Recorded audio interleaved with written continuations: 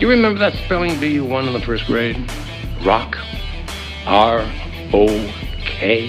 Yeah, so what's your point? R-O-C-K! The C is silent. You just gotta keep living, man. L-I-V-I-N. Let's get ready to rumble!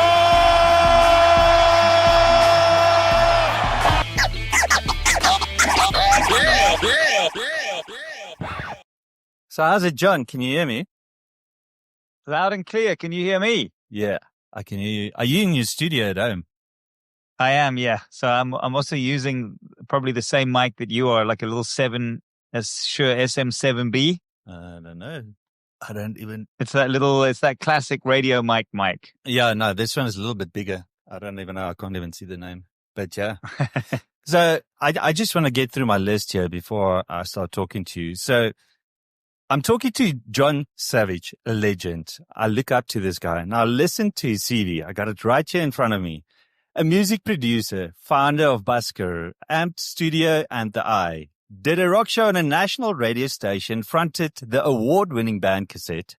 He was the music editor of the SA Music Awards. He was a writer for the Rolling Stones magazine.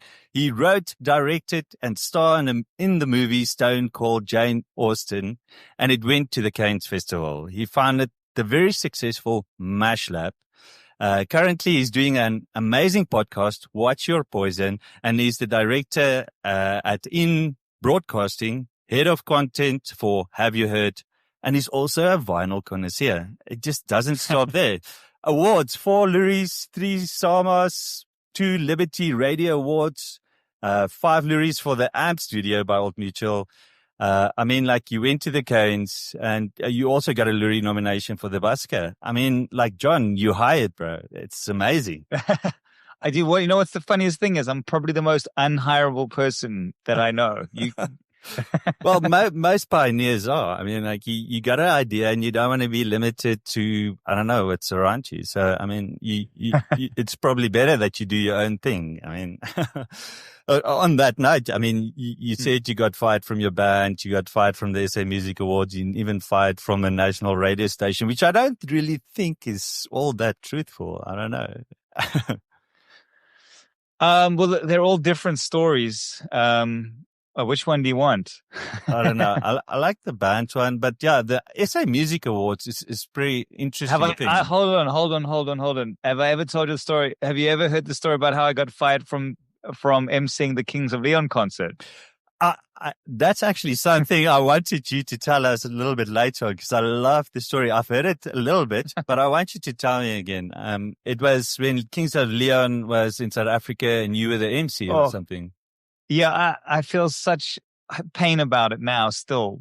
But, you know, Kings of Leon were my favorite band. And when I first started at that national radio station, there was a joke that I made with the station managers, and that was, if Kings of Leon ever came to South Africa, I was the MC, and I made them put it in my contract. And they did it jokingly, thinking it would never happen. So when Kings of Leon came, I was the whole joke was like, Kings of Leon, John's the biggest fan.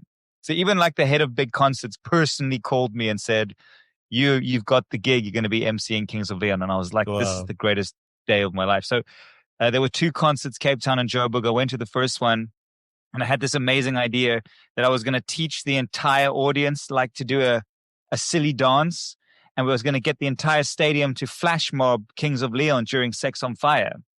So I made this silly dance, and there were a couple of support acts in between each of them. I was teaching the audience the dance. And before Kings of Leon came on, I did this like rehearsal, and the entire stadium did this dance. And I was like, this is the greatest thing ever. I forgot to mention an important thing. I had been told by the head of big concerts who were organizing it that I'd been invited personally to go to the hotel, the band's actual hotel, after the concert and hang out with them. And that was the prize. Wow. So the band came on. Their set went on, Sex on Fire came on, the entire stadium did this dance that I had taught them, 30,000 people to Kings of Leon. I was like, whoa, look at this is amazing.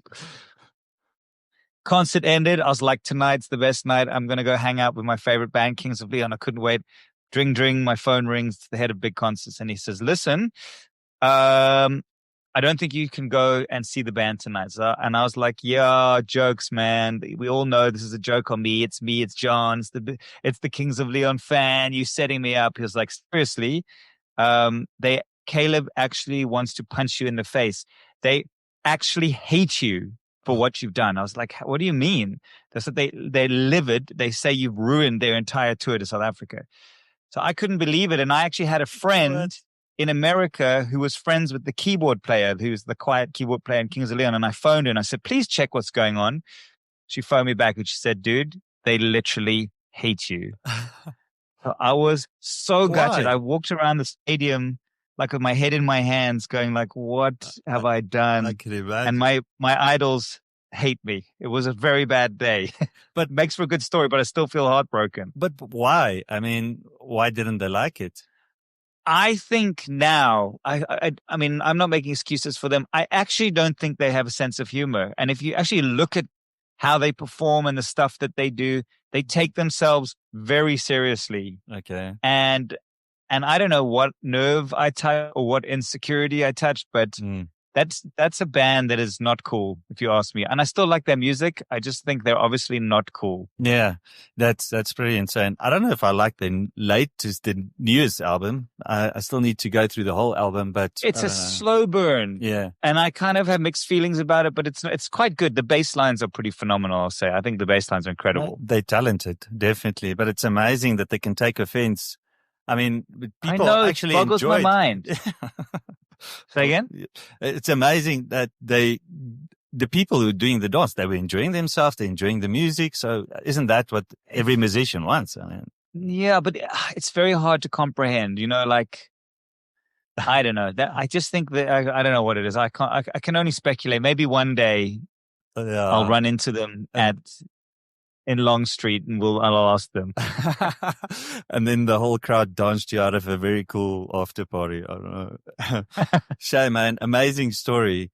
But if we could talk about your band, Cassette, you guys came in flying. I mean, like you guys won the Sama African Music Award for Best Rock Album in 2007. You supported a couple of international artists like Pink, Evanescence, Eagle Eye Cherry. You opened the 46664 concert in 2007. I mean, you guys toured Europe. I think you guys toured the US. I'm not sure, but you went to Japan, which is pretty unique for a South African band.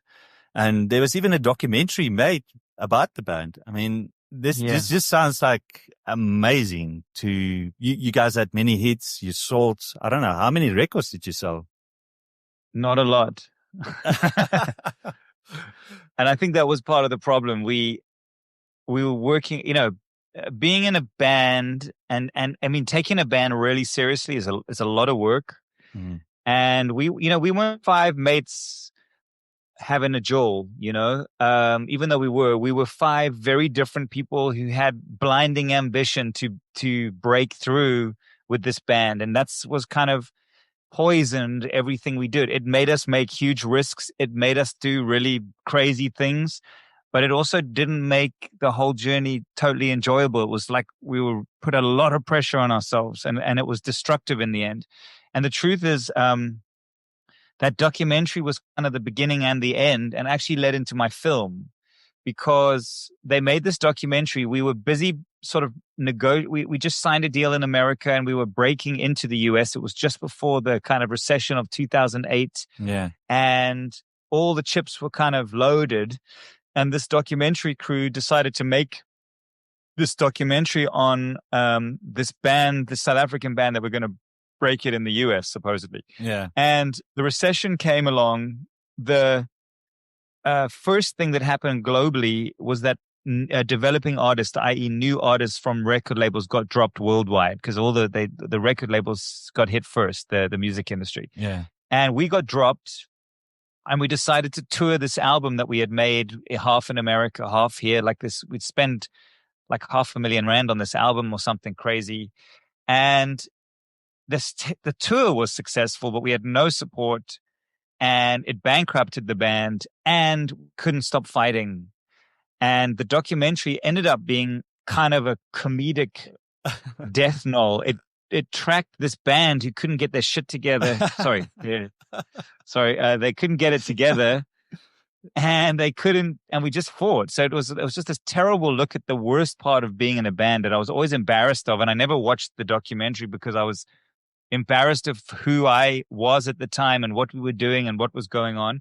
And to be absolutely brutally honest, my movie Stone Cold, which is a parody film on an English speaking brand trying to break into the Afrikaans industry, in a weird way, that was like a cathartic piece of art for me, because I made a film about what I kind of an over the top version of what I assume is in that documentary.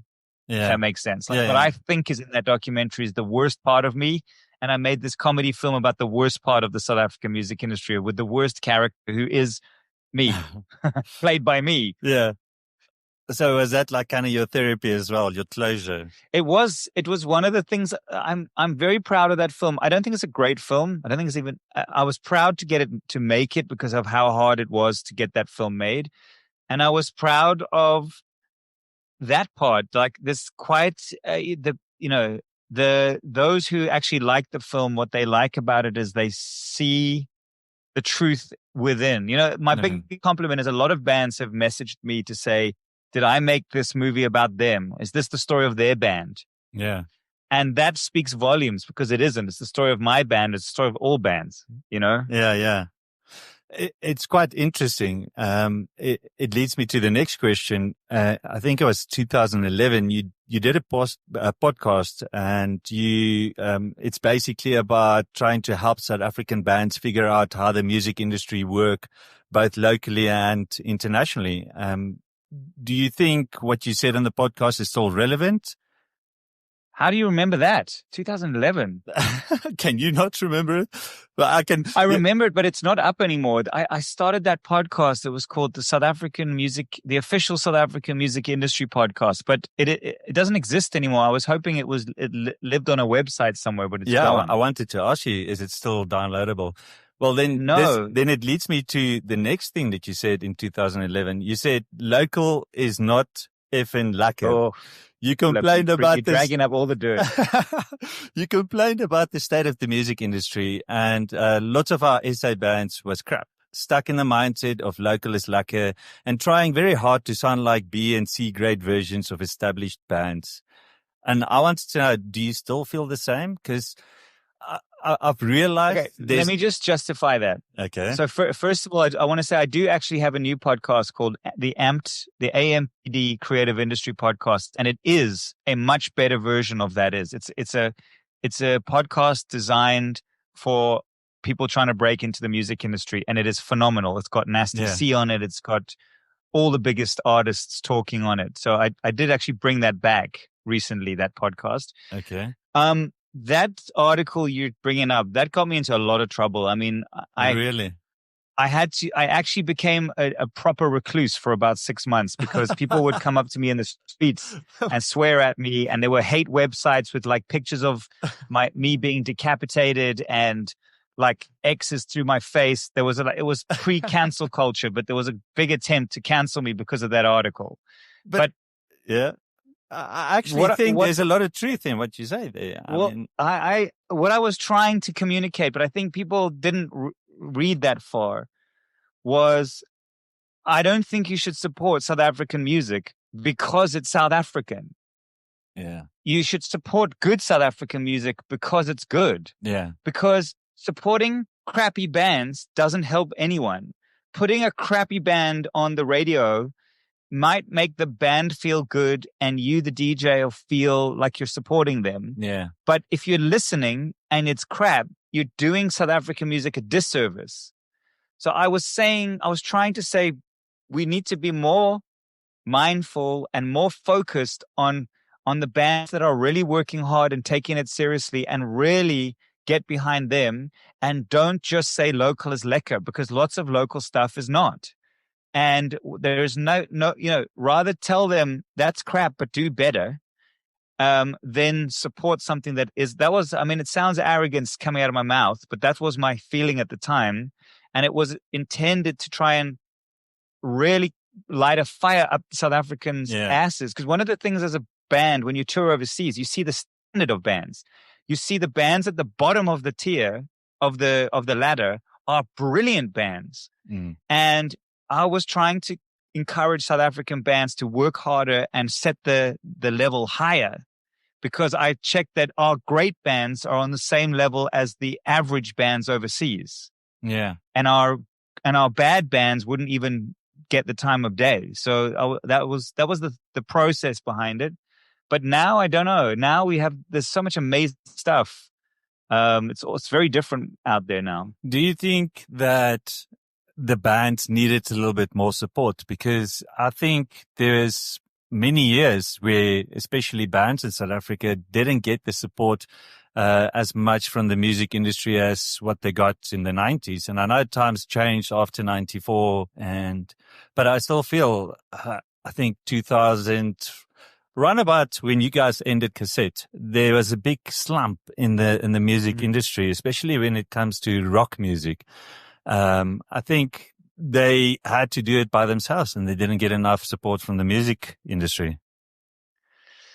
Look, I think the good, bad, and I think one of the things about South Africa is we don't have a music industry and we have no support system. We have no infrastructure. You know, if you go to Holland, you can meet a guy in a bar who is a poet.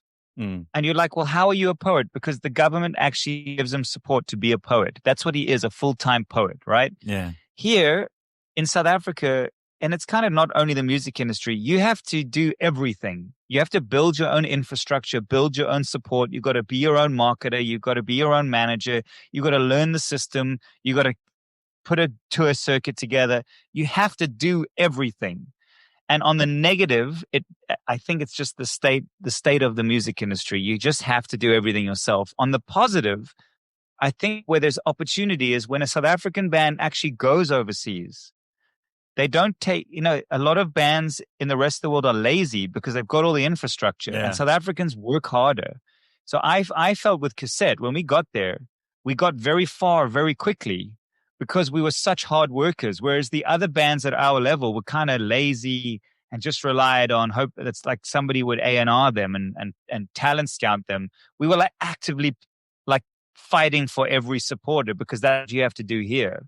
Yeah. So it kind of has a positive spin-off outside of South Africa, but it's pretty dire. But it's pretty dire if you are a band at the moment, I think. Yeah, it's hard. That's why I want to ask you. I mean, how do bands make money? How do they finance themselves right now? And it's such a weird situation as well, to put in another question, because now you want to release your music and you can do it online and streaming, but when it comes to hard copies, it's such a difficult situation because nobody listens to CDs, but it's an easier way and cheaper way to get your music out. A lot of bands are going the vinyl route, which is amazing because vinyl is just blowing up right now, but it's an expensive way and you really need to commit to the cost, and then you're still not sure if you're going to make your money back.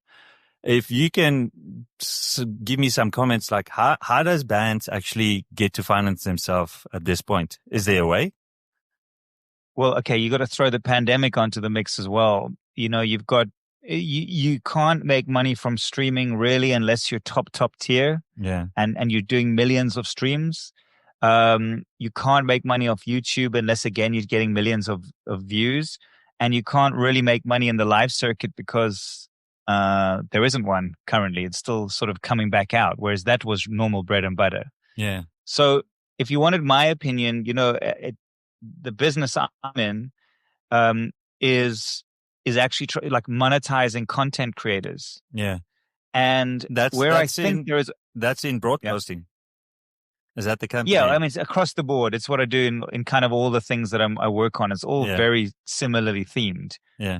But the idea is you have to, it's very tough. It's the same as having a podcast or a radio show. You got to, number one, grow your audience any way you can, whether it's streams, whether it's YouTube, whether it's social media, whether it's finding innovative ways to totally grow that audience.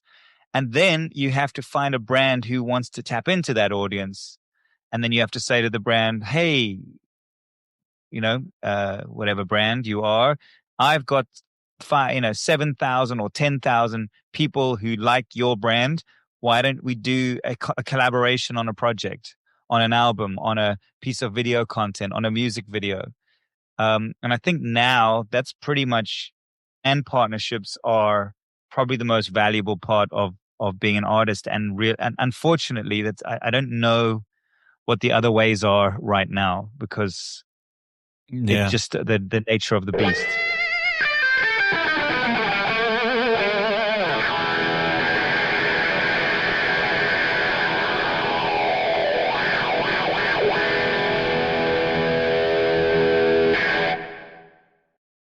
So, John, I have another question for you before we get into the deeper stuff again. Go for it. Okay, so with Stone Cold Jane Austen, you mentioned something and you said Fok of Polisiecar was one, in your opinion, the greatest South African band. Can I take you on that? Can I compare it to versus bands like Springbok Noodles, and can I put you in the hot seat? I don't know if I ever say that. I don't know if they're definitely, okay. So my thing on Fokhof I was there right at the beginning of Fokhof, and we were a band that were sort of in the same time building. What was unique about Fokhof was I had never seen a band do, they weren't not necessarily my favorite band or the best band. I wouldn't need to fight about that. I loved the Nude Girls, and I loved a lot of other bands, and I loved other bands probably more. But I witnessed a phenomenon I'd never seen before. The first ever Fokhof gig was bananas. Yeah. How they came on stage and blew the roof off. How the styling, they had like this deck of cards, and how the posters looked, and how their first video was, and how like by the third gig, actually the first gig, people were singing all the lyrics already because they'd leaked some sort of demo, to how they are at Opikopi, how people are with them. They are not a band. They are a phenomenon. They were like a religion. And never seen that with another band. And it doesn't make them the best band. What they managed to do was capture a market in a way I have never witnessed before. Yeah. What I only assume the Beatles or the Rolling Stones did in their era, but I got to see it firsthand. And you can't compare anyone else to Fokhof or emulate the formula. You can't say like, oh, this worked for Fokhof, I'm going to do the same thing and do the same thing. It was right place, right time, right band, right approach, right people. Everything was perfect. And you can look how many years later, 10, 12, whatever it is, 15 years, 20, however many years later, still they don't even play gigs, but they can take out some snot out of their nose and put it on the internet, and everyone will buy it. We'll go for it, yeah. That is very unique. I think they came in at the right time, because the 90s, the rock scene in the 90s, South African rock scene, was just phenomenal. It was amazing. Yes, it was amazing. And then it just went through a slump. A lot of electronic music came, pop music became huge. And I think rock kind of took a back seat. And then all the rockers were just like waiting for the next best thing. And then, they came, Fok of Polisiecar. And people were it just showed the hunger that people wanted. They wanted another huge South African band like these guys. This is what I say to you. You talk about the state of the music industry now. What is stopping the same thing? It's not the industry. There was nothing before. Fokhof set the world alight. And the one thing I've missed, the one thing I've wanted to see during lockdown, when all these artists were stuck at home with their cameras and their microphones, was a band figure out something new and come out swinging with something different that was like made for the internet. And I still haven't seen that. Like I wish that some bands would get crazy innovative enough to do something completely out of the box and blow up the world from their internet screen, from their home screen, And we say like everything's this and wada, but all it takes is one Fok of Polisiecar to change the game. And I hope there's one out there, and maybe there is. Well, I mean, guys like Barney Simon, and then yourself as well, with the Power Night of Rock on 5, it helped the bands considerably to get exposure. The internet is so big and so wide. What you're talking about, I haven't even really seen any international bands doing something different. I mean, they did the live shows on the internet, but other than that, I mean, well, I agree. That's what I'm saying. There's an opportunity for someone to blow up the world from South Africa. Yeah. Do you think there's scope for that? I mean, if you didn't even, this is where the credit must be given to you, because your Basker, the live donations payment solution for artists, that kind of created a whole new ball game for these artists, because a lot of them are just demotivated. They can't support themselves. And yeah, you've given and created something that can actually open a door for them to do something. So maybe you, the man, maybe you, the guy who needs to coach the guys in how to, I mean, where do they go from here? I don't know even how to tell people where. Look, I'm an old fart already. These kids, they're way more creative. They know the tech. They know what TikTok is. You know, what about a TikTok band? Why has no one thought about that? You know, there's just, I feel there is space for an artist who is thinking differently to do something different. And yeah, with Busker, which was its own mad adventure, it was one of the craziest things, like rocket ships I'd ever been on. Yeah. But I was working with a lot of artists at that time, and I was hoping to see something like that, but I don't know what it is, and I can't do it. When I see it, I'll go like, there it is. There it goes. Yeah. So what's your creative process? I mean, where do you get it? Is it the bathroom? Do you meditate in the sauna? Do you go walk on the beach? I mean, what triggers your creative process? I'm kind of a obsessive devourer of stuff, content, podcasts, YouTube, music. I'm always eating things and dissecting them and figuring out what kind of makes them tick, or what's cool, what's interesting, what's not. And then most of the time I'll go like, that's a great thing. Why didn't I think of that? Mm.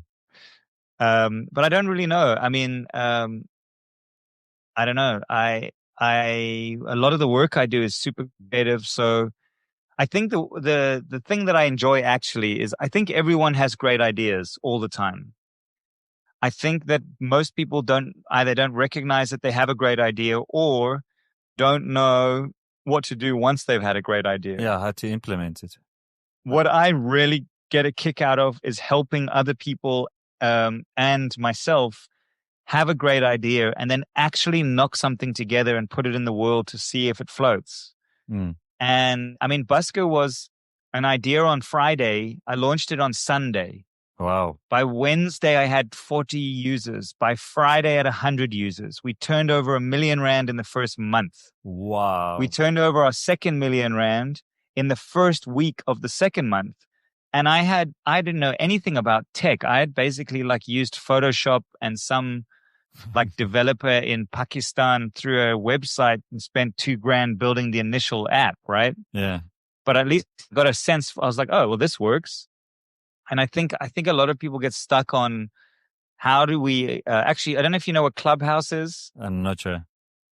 So there's a social media app. It's like a social media app called Clubhouse that people can talk to each other on. It's like an audio only app. Okay. And every Wednesday, I host a room on Clubhouse called Transforming South Africa Through the Art of Big Ideas. And what it is, it's an open forum. Anyone can join, and anyone can talk about any idea that they have, good or bad. And in the room, we kind of, we ask questions of that idea, quite hard questions, not to destroy the idea, but to test whether the idea makes any sense. Yeah. And we say like, what about this? Or I don't know about that. Or I've already seen something like this. What if you tried this?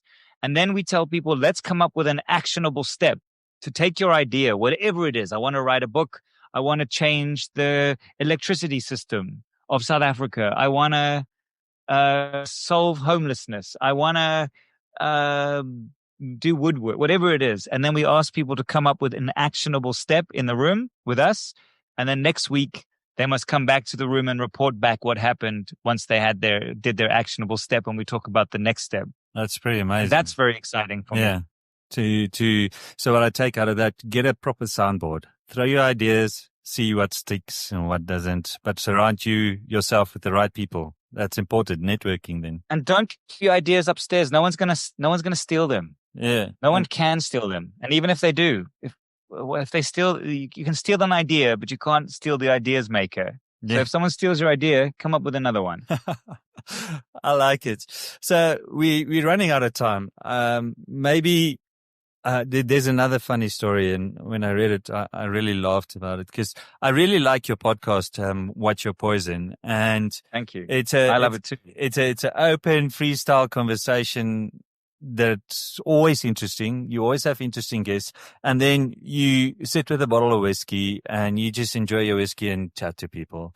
Now, can I just tell you something? Sorry, I know we're running out of time. I've just done an interview yesterday. I haven't told anyone this yet. It'll only come out in 3 or 4 weeks' time. Okay. Do you know who Kevin Caveman Shirley is?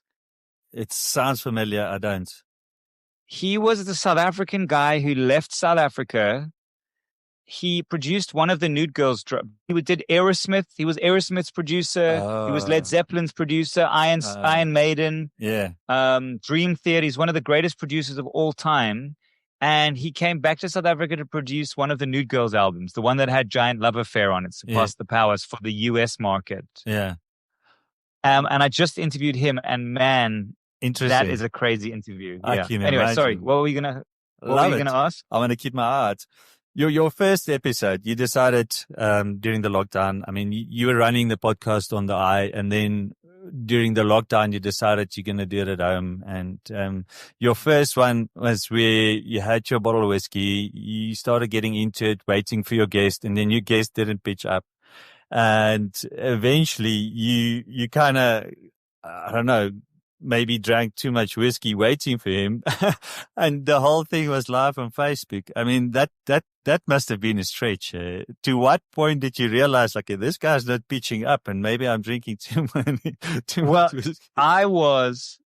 It's still there. Okay. It's not something I'm proud of. I was wasted, and I look back at it recently. I'm like putting on wigs and telling like embarrassing stories about myself and trying to play the piano, but missing and bumping my head on the light. And it got to this point where I was trolleyed, and then out of the blue, Nick Rabinovitz popped in and said, "Hey, your guest isn't here. You can interview me." Yeah. And I did like the worst, this is the thing about all my podcasts. You have a couple of whiskeys and you think you sound like a philosopher. Yeah. But when you listen back, you sound like an idiot. That's generally the vibe for all my podcasts. I mean, amazing. I'm going to go check it out again. I think I watched a little bit of it. I actually think I watched it. But I think from my side, it didn't look that bad. But it's always interesting hearing it. It's pretty bad. If you say that, you haven't seen it. It's always different from the other side. Okay, last question. I mean, like I met you through the whole vinyl scene, when it was still cool about 5 years ago. Now everybody is on the bandwagon and prices are through the roof. But you have quite a big collection yourself, it sounds like. And I actually got a couple of your vinyl at my house as well, especially the Sinatra ones and so. But if you can, is there a vinyl that, if you can get a vinyl that you don't have in your collection, which one will it be? What do you mean if I can, you said if I get one that I don't have in my collection? Yeah. A vinyl in your wish list that you don't have, that you would like to have. Okay, that's an easy one because I have basically everything on my wish list. I have a handful of ones that I'm missing. And if the one I would really like to find is Pearl Jam's Versus. Yeah. But an original 1994 pressing, an original pressing of Pearl Jam's Versus that I've never seen with my own eyes. Wow. Like a first, and I have looked for the pressing. longest time. Yeah, I want, I still, because I still collect the early pressings, and my collection is, now everything's available as a reissue, and that's cool.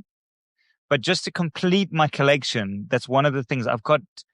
Almost most of the stuff that I've ever wanted, I've got now. And I did this one of the big things that the other outstanding one that I found last year. I went on this crazy trip. I was invited to do this project to be a spy. I had to do a documentary, but I wasn't allowed for anyone to know. I went as this 2-team spy around the whole world. We went to Tokyo in 30 days. We went Tokyo, Paris, Sydney, New York, LA, Shanghai, and we were in all the like craziest unknown bars, and it was so mad. But what I did in every single city is go into all the record stores hunting one record. Yeah. And I found Siamese Dream. It was Smashing That Pumpkins. was the one. That was my gold mine, was the Smashing Pumpkins Siamese Dream. And that's left me now with Pearl Jam's verses that I really would love to find. Very, very, very interesting. John, we're out of time. We're over time. I really appreciate this. There's so many things I still want to ask you. Maybe we'll see in the future. If you're willing and you have time, you can join up again and I can ask you the rest of the questions. I just need to go find some embarrassing stuff so I can ask you some embarrassing questions again. So, John Savage, thank you so much. I really appreciate it. Anytime, man. And thank you so much for having me on your show. I've loved it.